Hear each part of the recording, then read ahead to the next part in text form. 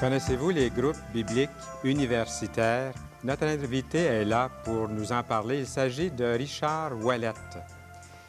Il nous fait grandement plaisir de l'entendre au cours de l'émission, non seulement comme invité durant l'interview, mais aussi comme chanteur un petit peu plus tard au cours de l'émission. Ne quittez pas. Mesdames, Messieurs, bienvenue à l'émission Toute la Bible en parle. Nous avons une toute nouvelle brochure à vous offrir et c'est intitulé « Le monde et sa destinée » par Gaston Racine. J'espère que vous avez demandé chacune de ces brochures. À chaque semaine, il y a une brochure différente qui vous est offerte. Et Gaston Racine est très bien connu. Il est conférencier dans la région de Montréal. Peut-être que vous l'avez déjà rencontré. Il écrit beaucoup aussi. Et plusieurs personnes nous ont dit qu'ils avaient beaucoup aimé lire ces différentes brochures dans cette série, depuis le début de la série « Toute la Bible en parle ». Nous avons aussi offert par la Société biblique canadienne « Bonne nouvelle aujourd'hui ». Et la Société biblique canadienne est heureuse de contribuer et d'encourager la lecture biblique, la lecture des Saintes Écritures, en collaborant au ministère de Toute la Bible en parle et de vous remettre tout à fait gratuitement une copie de Bonne nouvelle aujourd'hui. C'est en français courant et c'est un Nouveau Testament avec des illustrations. Et déjà, à date, c'est vraiment, je dois vous dire, que c'est l'année, pour nous, comme dans notre langage, la plus bénie. Ce qu'on veut dire par ça, c'est que beaucoup de personnes ont demandé, beaucoup plus que d'autres années, ont demandé nos brochures et le Nouveau Testament en particulier. Alors, nous sommes très heureux et je voudrais remercier les généreux donateurs de ces Nouveaux Testaments, en particulier M. Réaume de la Société biblique canadienne et ma chère épouse, Yolande Auger-Saint-Louis, qui contribue à cette offre que vous bénéficiez à chaque fois. Eh bien, Richard est là. Enfin, Richard. Salut, Fernand. Ça fait longtemps qu'on s'est vu à l'émission Toute la Bible en parle, parce que toi, tu es venu ici, c'était en 1979. À peu près, oui. Au tout début. Ça fait une dizaine d'années, oui. Puis tu es venu plusieurs fois au début. Oui, oui. Avec le groupe Alliance, là, on était venu à quelques reprises. Et ton épouse a joué du violon. Il y avait aussi quelqu'un de l'île de... L'île Maurice. L'île Maurice. C'est ça. Ouais. Et j'aimerais tellement demander qu'est-ce qui est devenu, mais j'aimerais plutôt savoir ce que toi, tu fais maintenant. Bien, j'habite Québec depuis 4 ans et puis je m'occupe d'un mouvement d'évangélisation parmi les étudiants qui s'appelle les groupes bibliques universitaires, comme tu as mentionné tout à l'heure. Ça fait plus de 7 ans maintenant que je m'occupe des GBU et puis je suis aussi toujours musicien, quoi. Avec Sylvie et quelques amis. On continue à faire de la musique pour le Seigneur. Est-ce que vous avez fait une cassette aussi? Bon, la dernière, ça remonte à peu près à 5 ans. Puis on aimerait bien pouvoir en faire une autre bientôt. Là, on a tout le matériel qui est prêt. Oui, est-ce qu'on peut se procurer cette cassette d'il y a 5 ans encore dans les librairies? Toutes les bonnes librairies. Oui, toutes les bonnes librairies évangéliques, c'est tout. Oui. Richard, ça me fait plaisir de t'accueillir ici à l'émission Toute la Bible en parle et toute l'équipe aussi est très heureux de te revoir. Je pense que quelques-uns t'ont reconnu même depuis plusieurs années. Oui. Et j'aimerais que nous puissions parler de ta conversion, parce que tu as été converti. Oui. Tu as été converti à une religion, à une secte, à notre religion, ou à quoi as-tu été converti? Pas tout à fait, mettons. J'aime ça. Je voudrais que tu le soulignes bien, bien fort. OK. C'est en 1977 que je me suis intéressé d'une manière très vive à la foi chrétienne tout d'un coup, en fait. J'étais très indifférent aux choses de la foi chrétienne auparavant. J'étais même agressif contre la religion catholique ou toute forme de religion. Oui. Puis quand je dis, je t'interromps, mais quand je dis notre religion, au fond, je disais ça un peu pour rire, j'aurais pas dû, mais c'est pas, ici, on n'invite jamais les gens à une secte ou à une religion, parce que ce n'est pas ça que nous représentons. Ça, oui. Je sais que tu vas en venir à ça. C'est ça. En fait, j'étais très, très négatif à l'égard de toute forme de religion. Et puis, j'étais dans une période où je cherchais beaucoup. J'avais, comme on dit, une vie dissolue, c'est-à-dire j'essayais de trouver mon identité dans toutes sortes d'excès. Pas seulement dans les excès habituels dont on parle, c'est-à-dire la drogue, etc., mais c'est surtout des excès de vie. Tout ce qui était passionné, là, ça m'attirait. Puis j'essayais de trouver un sens à la vie en me donnant complètement toutes sortes de choses. Et puis j'étais surpris pendant cette période où c'était très intense par la conversion de quelques-uns de mes amis qui ne faisaient pas de sens pour moi. Ça m'a presque choqué de voir que des gens que je trouvais intelligents puis sympathiques se mettent à parler tout d'un coup de leur conversion à Jésus-Christ et d'une façon qui était nouvelle pour moi puis qui m'a dérangé. Ça se passait dans les années 70. Oui, 77. 77, puis il y avait tout un mouvement à l'époque, si je me souviens bien. Oui. Il y avait plusieurs jeunes dans les universités, dans les cégeps, qui s'intéressaient à l'Évangile, oui, oui. puis qui se convertissaient à Jésus-Christ. Oui. Puis toi, tu faisais partie, là, juste avant que toi, tu commences à t'intéresser, tu voyais ça. Ah oui. Mais j'entendais parler de Jésus. Tout d'un coup, là, dans quelques mois, j'ai entendu parler de l'Évangile de toutes sortes de façons. Je n'avais jamais entendu parler auparavant, ou peut-être que mes oreilles étaient fermées, je ne sais pas. Mais à cause de mes amis qui ont accepté de recevoir le message de l'Évangile, ça m'a surpris, puis ça m'a intrigué, ça m'a choqué, et puis ça m'a amené à réfléchir et puis à vouloir lire la Bible, en tout cas. Au moins, j'avais une amie en particulier pour qui j'étais plus intéressé. Et puis, j'aurais voulu pouvoir lire la Bible et puis lui prouver qu'elle était dans les patates ou qu'elle s'était fait embarquer dans une religion, justement. Et puis, bien, le premier soir où j'ai lu un peu partout. Et puis, dans ma lecture, jusqu'à présent, j'avais toujours fonctionné avec l'idée que Dieu n'existait pas. C'était une conviction pour moi. Moi, j'existais, mais, disons, Dieu, c'était une béquille dont les gens parlaient des fois, mais j'étais convaincu qu'il n'existait pas. Et puis, en lisant la Bible le premier soir, en lisant le texte de l'Ecclésiaste, je l'ai juste ici, j'ai été surpris de découvrir des choses que Dieu disait. Enfin, j'ai compris que c'est Dieu qui les disait dans sa parole, qui m'ont interpellé personnellement, puis qui m'ont fait poser la question, est-ce que Dieu existe vraiment? Est-ce que c'est possible qu'il existe? Les versets, c'est « Deux valent mieux qu'un parce qu'ils retirent un bon salaire de leur travail, car s'ils tombent, l'un relève son compagnon, mais malheur à celui qui est seul et qui tombe sans avoir un autre pour le relever. De même, si deux couchent ensemble, ils auront chaud, mais celui qui est seul, comment aura-t-il chaud?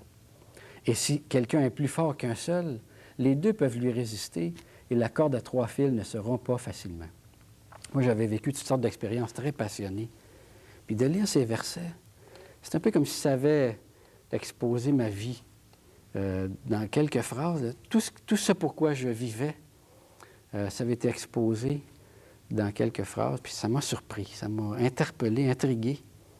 Et puis ça m'a comme arrêté dans ma révolte pour dire, est-ce que c'est possible qu'il y ait un Dieu?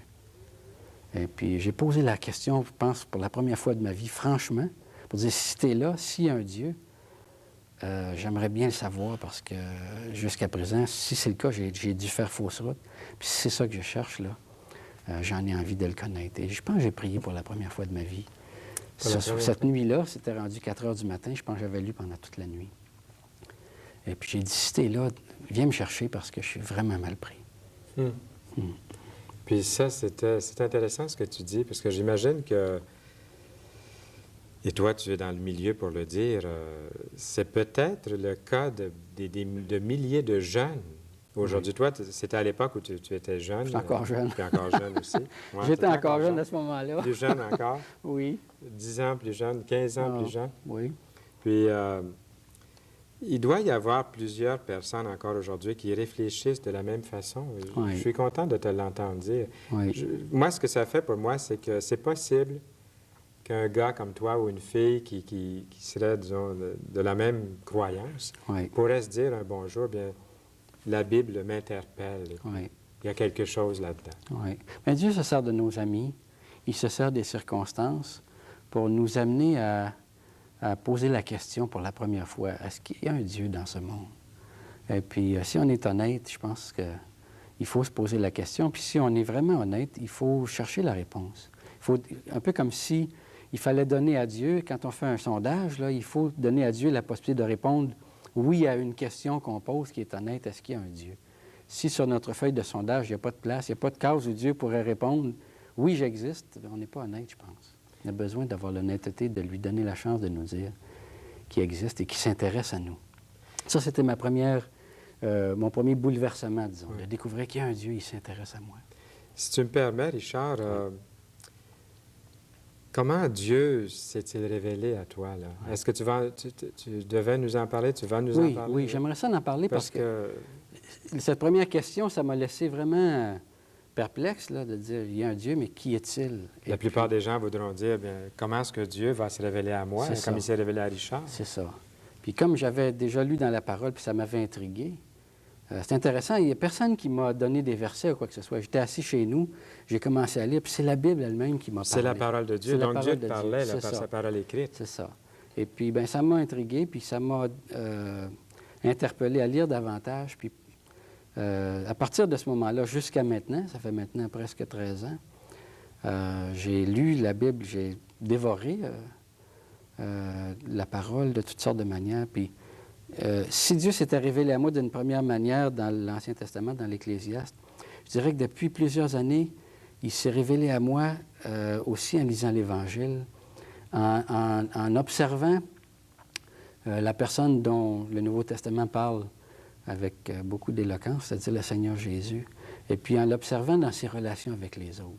Ça m'a intrigué de savoir qui est Dieu, comment est-ce qu'on peut savoir qui il est, et puis qu'est-ce qu'on devrait savoir de lui qui est important. Puis j'ai été nourri, intrigué, interpellé, transformé, saisi, chatouillé.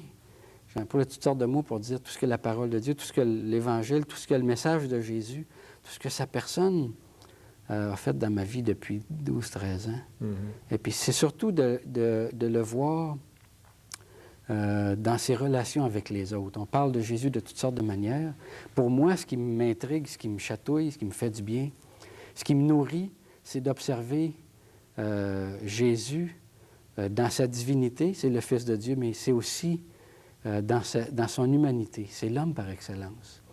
Et de l'observer en action dans ses relations avec les autres, comme ça a été conservé dans l'Écriture, c'est vraiment fascinant pour moi. C'est excitant. D'observer son humanité, ça me remet en question dans la mienne. Et puis, il était pleinement libre, Jésus. Il y a beaucoup de gens qui cherchent la liberté aujourd'hui. Je travaille dans un domaine, dans un milieu universitaire et de cégep, puis tout le monde cherche la liberté. Et puis, il la cherche de façon désespérée, puis désespérante. C'est tellement beau de voir à quel point le Seigneur Jésus était libre dans ses relations avec les autres. C'est en le voyant dans ses relations avec les autres qu'on voit à quel point il était libre. Il était beau, il était attirant, il était intriguant. Il savait parler, il savait vivre passionnément. Que la passion que je cherchais auparavant, là, je peux dire que lui, à la fois, il la remplit, puis il la stimule au coton dans ma vie à moi. Je l'aime, le Seigneur Jésus, j'aimerais ça l'imiter davantage, puis le suivre, puis vivre passionnément en le suivant. Et je suis certain que tu réalises ton rêve en quelque sorte en étant à son œuvre, oui, en étant engagé dans le domaine des groupes bibliques universitaires. Oui. J'aime bien le mot que tu as employé, c'est un mot rêve. Le mot rêve qui veut dire rêve dans son côté positif, puis parfois négatif. Des fois, le fait d'être un représentant du Seigneur Jésus, ça pose des problèmes, ça met de la pression. C'est embarrassant. C'est embarrassant. C'est sujet... C'est lourd aussi. C'est lourd à porter, mais c'est excitant aussi. C'est une responsabilité constante.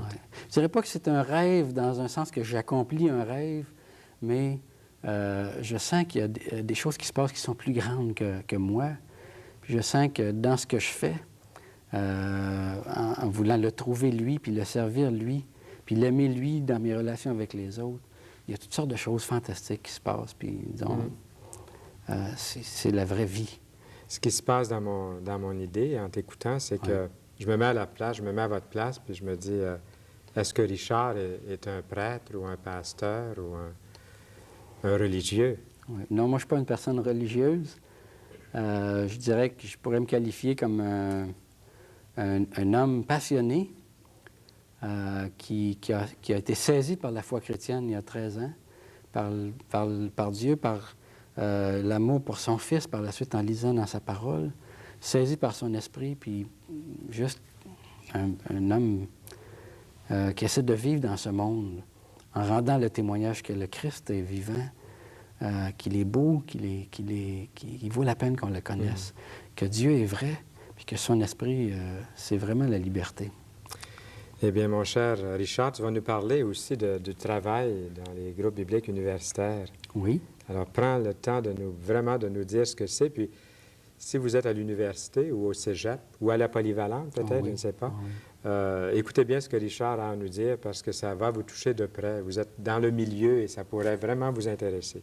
Alors, le GBU, les lettres, donc, groupe biblique universitaire et collégiaux, ça veut dire qu'on est des groupes d'étudiants et de personnes ressources qui sont réunis sur chacun des campus, de quelques campus dans la province, pour, disons, vivre ensemble la foi chrétienne d'une manière qui fait du sens dans le campus, puis aussi essayer de communiquer la foi chrétienne à ceux qui nous entourent.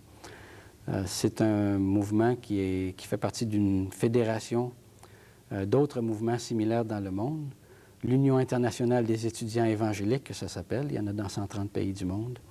Et puis, on travaille en collaboration avec le pendant anglophone ici au Canada puis aux États-Unis qui s'appelle InterVarsity Christian Fellowship. Alors, c'est un mouvement qui vise le regroupement des chrétiens sur le campus de dénominations différentes pour partager la joie de la foi chrétienne et puis la faire connaître le Seigneur Jésus. Et puis, comme son nom l'indique, biblique, c'est-à-dire l'objectif primordial de notre mouvement, c'est de susciter, d'encourager la lecture des Écritures, puis la méditation des Écritures d'une manière intelligente dans les milieux éducationnels, universitaires de cégep et quelques rares écoles secondaires. Comment vous êtes perçu par les autres à l'université? Est-ce que les gens vous regardent un petit peu comme marginaux ou si vous êtes bien acceptés? Les gens sont assez indifférents aux questions religieuses. Et puis, malheureusement, je dois dire que c'est souvent ceux qui ont des difficultés personnelles ou ceux pour qui la vie n'est pas satisfaisante qui sont amenés par Dieu à poser des questions plus fondamentales sur le sens de la vie, puis de chercher auprès de nous, souvent, à nos tables de livres ou dans nos rencontres d'études bibliques ou de discussions ouvertes ou différentes conférences. Cherchent auprès de nous l'occasion d'en savoir davantage. Et puis, bon, dans un campus comme l'Université Laval, par exemple, où il y a 37 000 étudiants, sans compter les membres du personnel, on a un groupe d'une vingtaine de personnes. Alors, ça vous donne un peu le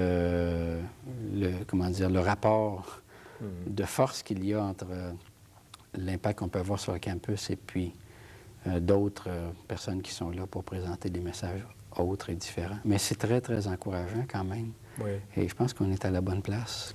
Le Québec et le Canada tout entier vient de vivre des jours de consternation, de grande douleur, de grande peine. Oui. Quelqu'un est allé faucher 14 filles dans la fleur de leur vie, au printemps de leur vie. Oui. Est-ce que le GBU peut accomplir quelque chose de positif dans des circonstances aussi tragiques que celles-ci? Oui. Je pense qu'il n'y a rien qu'on peut faire pour changer les circonstances. Je pense que ce que moi j'aimerais faire là-dedans, c'est encourager les membres de notre groupe là-bas et puis ceux qui sont étudiants à l'Université de Montréal et les gens de la population du Québec en général, de la Ville de Montréal, à faire face à la réalité. Parce que mon expérience avec les étudiants et les professeurs, c'est que ce genre de choses ne devrait pas arriver dans leur mentalité. C'est-à-dire, parce qu'ils sont universitaires, parce qu'ils viennent de familles qui sont favorisées, ou qu'ils ont un poste à l'université, ou qu'ils ont réussi dans la vie, ils devraient en principe être à l'abri de ce genre d'événements. Et les gens à l'université, au cégep, vivent souvent dans l'illusion que le monde va continuer et qu'ils vont être favorisés constamment jusqu'à la fin de leur jour. Et je suis très triste de cette réalité qui est arrivée, mais en même temps, ça me rappelle à moi que je ne sais pas si je vais vivre demain. Je ne sais pas, il y en a d'autres fous et d'autres gens qui sont dérangés et des gens malheureux qui sont là. Et je ne peux pas l'empêcher. Je ne peux pas les empêcher d'intervenir. Ce monde est détraqué. Et ça fait en sorte que je dois me poser de sérieuses questions, puis je dois chercher des vraies réponses. Eh bien, mon cher Richard, tu vois, tu vas nous donner une réponse parce que tu continues, toi, à chanter. Là. Tu vas nous chanter Petit enfant couché. Oui. J'aimerais chanter ça parce que Dieu est venu dans ce monde comme un petit enfant très innocent. Ouais. Et puis, c'est un peu ça que je voudrais dire dans ma chanson. Alors, je vais te laisser, tu vas enlever ton micro, Oui. mon cher Richard, et puis tu vas aller te placer là-bas. On va t'écouter avec joie et surtout le message que tu as à nous communiquer. Eh bien, cher ami, amie, parce que nous avons, j'espère, de toutes sortes d'amis là qui nous regardent, et vous en particulier, nous avons une brochure intitulée « Le monde et sa destinée ». Et je n'ai plus de caméra, donc je vais la tenir devant moi comme ça. Je n'ai que celle qui est devant moi. Donc, c'est cette petite brochure par Gaston Racine. Et c'est très intéressant. Le premier paragraphe dit « Le monde est dans l'attente. Jamais aucun siècle ne connut attente si anxieuse, si universelle. Jamais la pensée de l'avenir ne fut plus récente à tous les esprits, même aux plus vulgaires, même aux plus légers. » Et il continue dans quelques lignes à dire ceci. « Le sentiment exprimé il y a longtemps déjà par le prophète Jérémie semble bien traduire l'état d'âme de plusieurs. On espérait la paix et rien d'heureux n'arrive. Une ère de relèvement et voici l'épouvante. » C'est vrai, n'est-ce pas, que c'est ce que nous expérimentons en quelque sorte. On espérait beaucoup, puis on n'a pas reçu ce qu'on espérait. Le monde et sa destinée. Eh bien, il y a de l'espoir. Nous ne voulons pas vous laisser sur une note triste, pas du tout. Il y a aussi le Nouveau Testament qui est rempli de belles promesses. On dit que dans la Bible, il y a au moins 7000 promesses. Et vous allez en trouver des dizaines, des douzaines pour vous, pour votre vie. Eh bien, Richard, tu es prêt? Il va nous chanter « Petit enfant couché » et nous l'écoutons parce que c'est un message qu'il a à nous communiquer.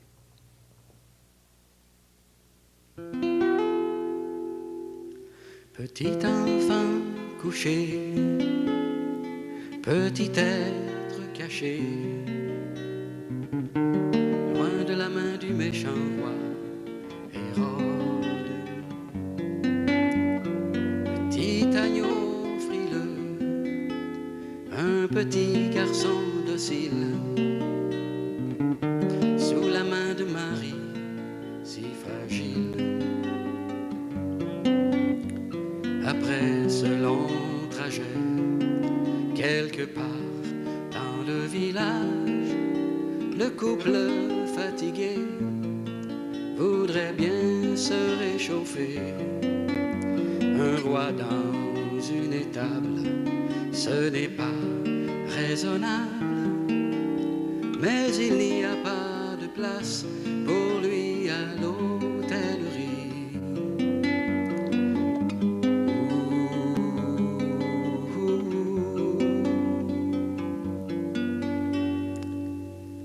Petit homme heureux, dans la chaleur de ses langes, adoré des anges et des bergers.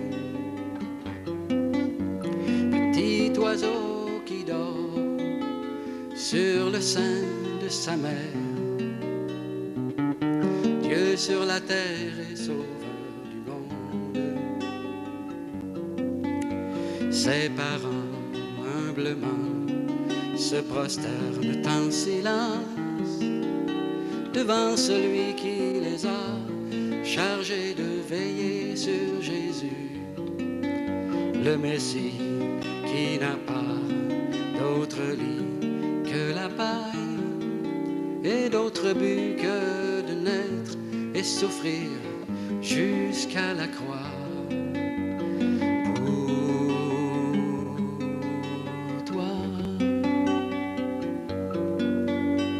Petit enfant couché, petit être caché,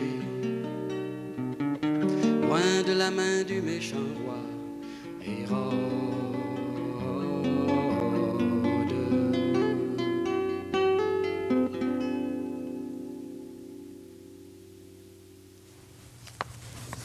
Merci beaucoup, Richard Ouellette. Il va nous revenir la semaine prochaine et dans l'autre semaine aussi. Et la semaine prochaine, vous le verrez, il va nous présenter un livre qu'il a monté lui-même et j'ai hâte que vous puissiez voir ce qu'il a fait. Amis, votre vie est trop courte. Vos âmes sont trop précieuses pour que nous vous fassions perdre du temps en vous apportant ici le fruit de nos propres pensées sur l'avenir de ce monde. C'est une brochure intitulée « Le monde et sa destinée ».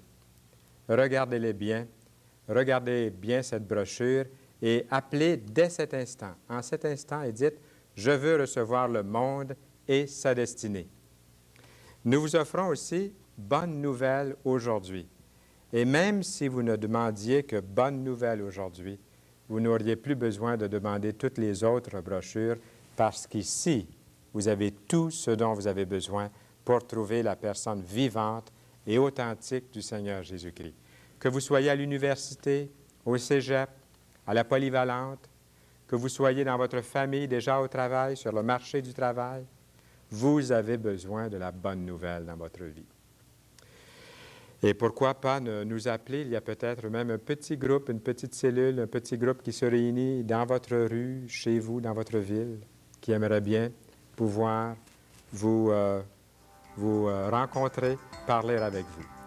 Nous allons revenir. Soyez des nôtres bientôt. Au revoir et à bientôt.